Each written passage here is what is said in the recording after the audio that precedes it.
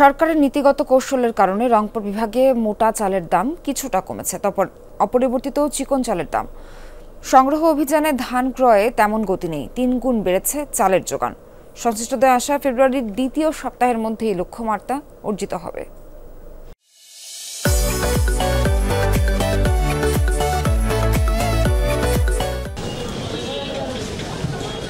গেল এক সপ্তাহের ব্যবধানে মোটা চালের দাম কেজিতে কমেছে 2 থেকে 3 টাকা।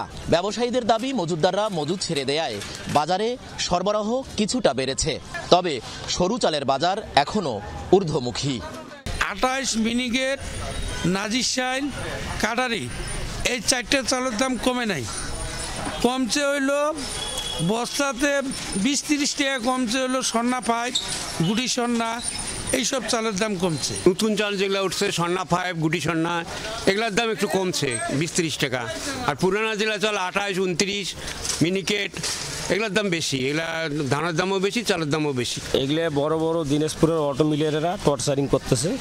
এদেরকে যদি সরকারি প্রশাসন যা ধরে তাহলে চাউলের দাম একটু কন্ট্রোলে আসবে।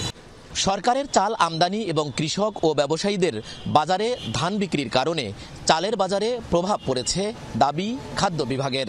বিপুল পরিমাণ চাল আমদানি কার্যক্রম চলমান আছে এবং আরও নতুন নতুন চুক্তি হচ্ছে।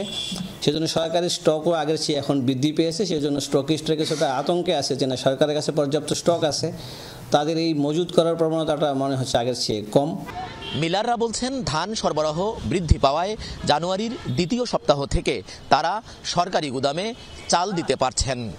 এখন দিচ্ছি যেহেতু গভর্নমেন্টের সাথে আমরা একটা এগ্রিমেন্ট করছি, গভর্নমেন্টের কাছে আমরা দায়বদ্ধ। আমাদের লস হচ্ছে, তারপরেও আমরা চাল দিচ্ছি। সরকারের দাম কম আর বাইরের দাম বেশি ছিল, এই দ্বিধায় চাল দিতে পারি নাই। সরকারের সাথে আমাদের এই কথোপকথন রাখতে পারি নাই।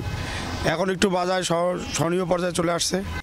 মিলারদের এই আগ্রহের প্রমাণও মিলেছে রংপুর আঞ্চলিক খাদ্য বিভাগের পরিসংখ্যানে। আতপ ও সিদ্ধ চাল মিলে 1,54,000 টন লক্ষ্যমাত্রার বিপরীতে মঙ্গলবার পর্যন্ত বিভাগের 8 জেলা থেকে কেনা হয়েছে 77 ভাগ চাল, যার 50 ভাগই গেল 2 সপ্তাহে। তবে ধান ক্রয় হয়েছে মাত্র 5 ভাগ। প্রথম এবং একমাত্র উদ্দেশ্য থাকে কৃষককে মূল্য সহায়তা দেওয়া। তো সেক্ষেত্রে যদি কোনো কারণে কৃষক ধান দিতে না পারে বা না দেয়, সেটা আমরা মিলারদের কাছ থেকে আবার বিকল্প হিসেবে অধিক বরাদ্দ দিয়ে সেটা মেকআপ করার চেষ্টা করি। এবছর লক্ষ্যমাত্রার বাড়তি মজুদ গড়ে তোলার কথাও জানিয়েছে খাদ্য বিভাগ। সরকার, মাঝারুল মান্নান, যমুনা নিউজ, রংপুর।